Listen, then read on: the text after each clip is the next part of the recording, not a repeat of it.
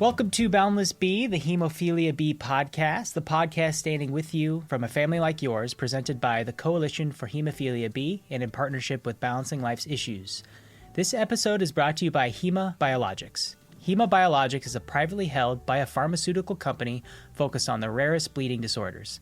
They aspire to support patients living with these disorders, partner with a broader community that cares for them, and bring meaningful treatments and services to help better patients' daily lives. Today we are diving into the incredible healing power of drumming.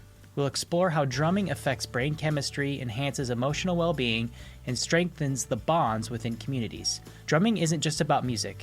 It's a therapeutic outlet that transforms lives, providing a safe and accessible way for individuals, especially those in the hemophilia B community, to connect with their bodies. For many, it has become a powerful tool for healing and expression. To help us connect these ideas, we are very excited to have the author of The Healing Power of the Drum, Dr. Robert Lawrence Friedman, on the podcast today.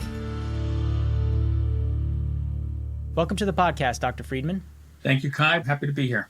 Absolutely. It's wonderful to have you. So tell our listeners about the work you do. Sure. So the work that I do involves utilizing drums and rhythm instruments as a vehicle for providing and creating health and wellness.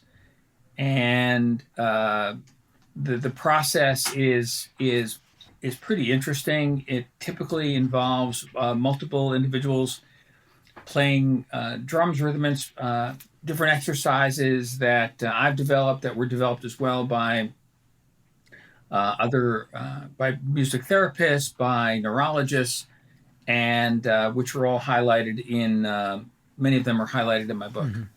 That's wonderful to hear. And so I guess coming off that work you've done, how are you connected to the hemophilia B community then? So I've been working with Coalition of Hemophilia B community for the last about 7 years, and providing them with training programs and different seminars focusing on drumming, as well as laughter, as well as stress management, different areas that I've been focusing on in addition to drumming as well. Gotcha. We know how difficult it is to live with hemophilia B, or to be a loved one who supports someone with hemophilia B. So I think what's really interesting is when, like, age-old wisdom, like the fact as a civilization we've been drumming for a long time, but when that meets science, or when it gets backed up by science, I think that's what's really cool.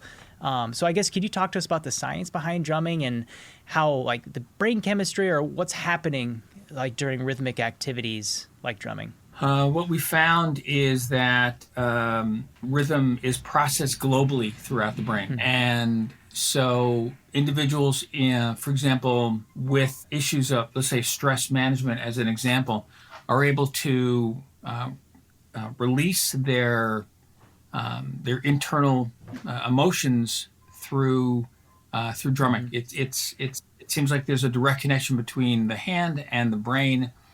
A woman by the name of Elaine Redmond, for example, found that she's a scientist as well as a drummer. And what she found was really interesting. She found that something occurs to the brain when individuals are drumming or when they're in deep meditation. Typically what happens is that the hemispheres of the brain operate in 20-minute cycles, 20-minute right hemisphere, 20-minute left hemisphere. Except when people are drumming together or when they're in deep meditation. When that happens, both hemispheres become in sync or entrained, and they operate simultaneously.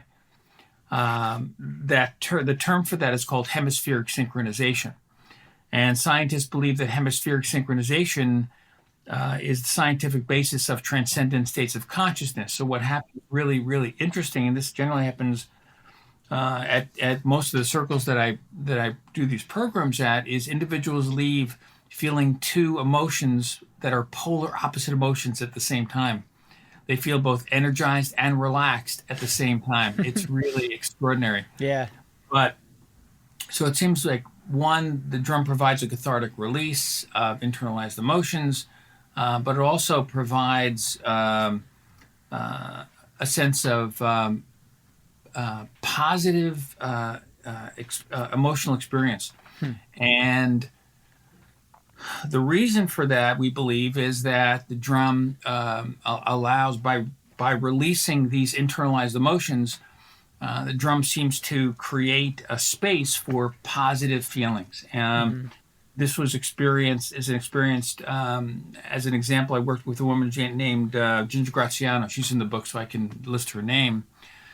And she had deep grief, and she didn't know what to do with her grief because her son had died, 19 years old.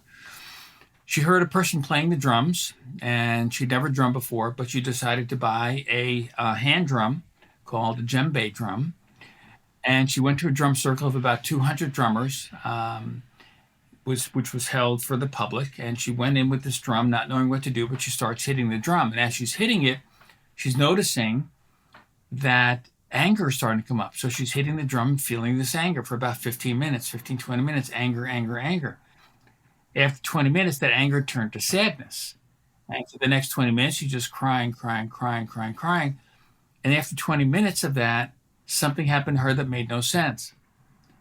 She started to feel happy, joy, lightness. Wow. It made no sense. But she went back the next month, and she found the same sequence of emotions: anger to sadness to joy.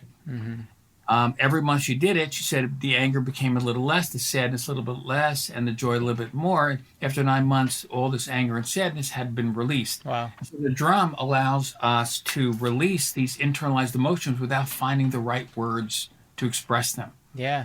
And I think so in terms of things like chronic illness, Right. there's lots of emotions that an individual may have in relationship to it. And some Yeah. might be vocalized and some not.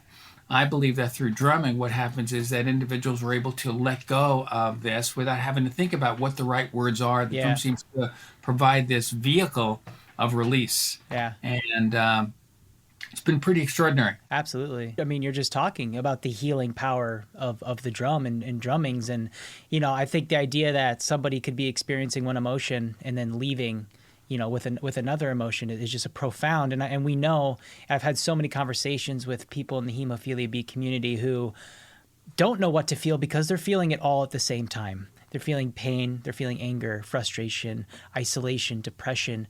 And this idea that coming together to drum these things out, and you don't have to worry about putting words to it, it's just the feelings coming out is a really beautiful thing. And so I guess that kind of, you spoke a little bit about the community aspect of drums, of that woman showing up to the drum circle of so many people. So I guess with your experience, tell me more about like the communities you've seen grow, through your programs and the healing power of that.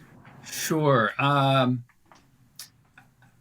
mean, I've worked with the coalition multiple times with different populations, whether it be the men's group or women's group or the Beats program or the symposium. There's something about watching the community experience this joyfulness in this connection through drumming that is very, very inspiring. And so this is one of the aspects of it, is just to be able to experience positivity as a community focused on something that they're doing together that is energetic, that is playful, that is life affirming.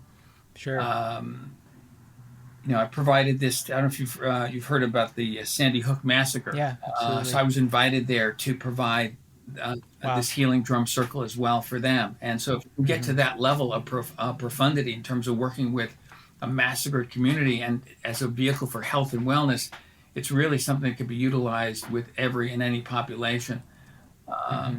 But in terms of the coalition, it's been about joy. Yeah. It's been about how can we look beyond the illness that we have to different levels of our personality, particularly in support, as a way to support each other, which happens as we're drumming. One thing that's very interesting about drumming is that it requires us to listen to one another. Absolutely. Because to be able to create harmony, it's important to listen. And this happens just naturally. So there's a natural healing going on within the body. The research shows as well that T cells are increased, which are cancer-killing cells, very powerful immune cells. Cortisol, stress hormones are decreased, and it stays that way for 3 days after the event. So all these internal experiences are happening in terms of health and wellness. The community is experiencing a sense of connection and joy that where everyone can basically be talking at the same time Yeah. and connecting at the same time as opposed to one-on-one, which is Right. also important. Right. And so I think the benefits of working in community with the coalition has been very, very profound and joy-filled. Yeah. And, I think you're just talking about it's music as a language, right? So, yeah, to be able to communicate through rhythm and energy and emotion is just to be at one of those events. I'll have to make it one of these days and join in on a drum circle. So, we've talked a lot about the emotional benefits, the community benefits, but I think for so many people in this community, there are physical limitations. Day to day could feel good one day, could not feel good the next day. So I guess talk to us about drumming.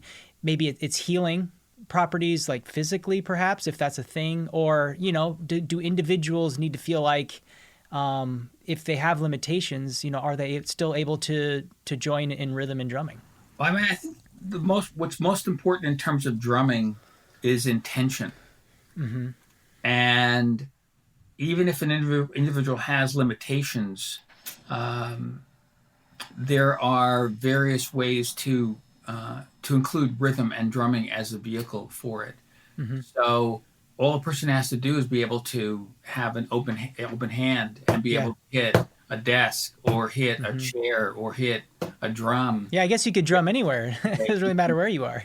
Right. You really can drum anywhere and with anything. What's important to me also in terms of the process is inclusion. Yeah. And so there are various kinds of instruments, whether it be rhythm instruments that can be held in the hand or some that can be strapped to the foot. Right. There's lots of ways to create inclusivity through the different variations of rhythm instruments or drums. Yeah, and I appreciate you saying that because I do know the Coalition for Hemophilia B, part of that mission is to get people together.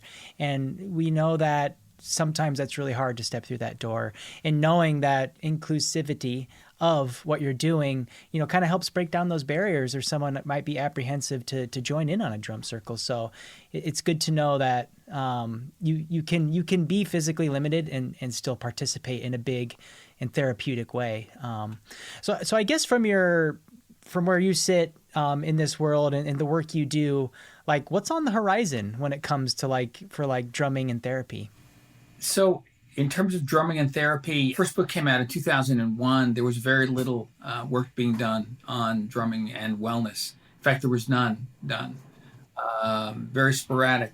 But after my first book came out in 2001, there's been it's really now being viewed as a viable methodology for using rhythm as a vehicle for health and wellness, and there's been hundreds and hundreds of research studies done since that, which then motivated me to write a second book on it, including all the research that was done since the first book, and that came out in 2011. And as a vehicle for health and wellness, it is growing. It's a burgeoning vehicle now for health and wellness.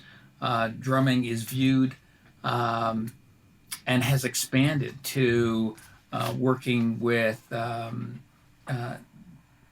all kinds of different populations, ranging from burn survivors to Alzheimer's patients, to working with new instruments that are being created all the time now for disability and for individuals who are having challenges.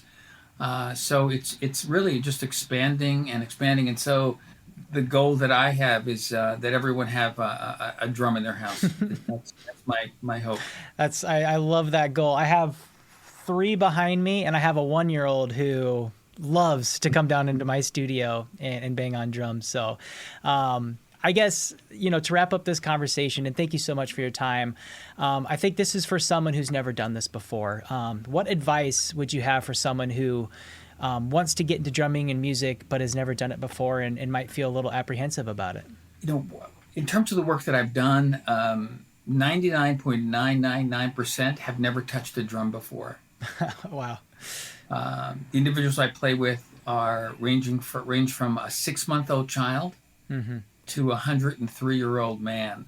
Wow. And so there are no limitations. And so what for someone who has never drummed before, what I would recommend is I don't know if they're still around, but if there's a music store nearby, Oh, there is. They exist. Yes, it's so thankfully. great. Is to walk into a store and just allow themselves to intuitively get or sense the drum that feels most right for them, and then just allow them. Usually they're out and available to be hit. So Yeah. hit a drum, get a feel for it, and see if one calls them in terms of feeling connected to it. Yeah. And then if they feel they want to start small, start with a small Remo drum, and then just hit it and just allow themselves to not think in terms of right or wrong. It's not about performance in this way. It's about process, the process of hitting a drum, the process of feeling what it feels like. There's something called, I like to call intentional drumming, where they think about an emotion, for example, sadness or anger, and then allow themselves to just play that emotion on the drum. Yeah. And that will allow them to express it rather than internalize it, which we know can have toxic effects on the body. Absolutely. Well, I appreciate that advice, and I know our listeners really appreciate that too. So that wraps up this episode of Boundless B, the Hemophilia B podcast, the podcast standing with you from a family like yours, presented by the Coalition for Hemophilia B and in partnership with Balancing Life's Issues. This episode is brought to you by Hema Biologics. Hema Biologics is a privately held biopharmaceutical company focused on the rarest bleeding disorders. They aspire to support patients living with these disorders, partner with the broader community that cares for them, and bring meaningful treatments and services to help better patients' daily lives. For more information on upcoming CHB community events, including possible drum workshops, just go to www.hemob.org and click on Get Involved, then Upcoming Events. And thank you to our guest, Dr. Friedman. Thank you so much, Kai. It's been a pleasure. Until next time, everybody, take care.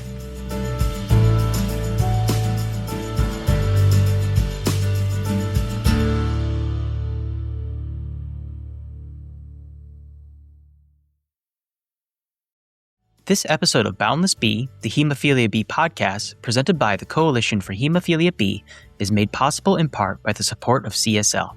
We thank CSL for their continued commitment to the bleeding disorders community.